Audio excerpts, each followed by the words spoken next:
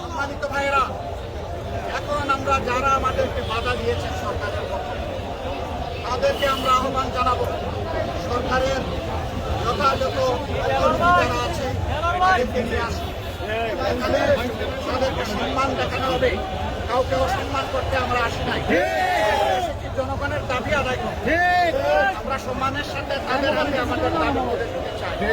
এই জন্য আমরা 10 মিনিট সময় এখানে অপেক্ষা করব। যদি না করেন তাহলে আমরা পরবর্তী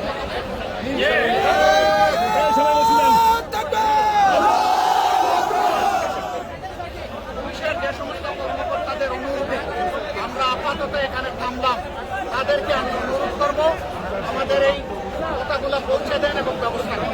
ধন্যবাদ সবাইকে। একেবারে নীরবে এখানে অবস্থান করুন। আমরা দেখতে চাই তারা কি করে।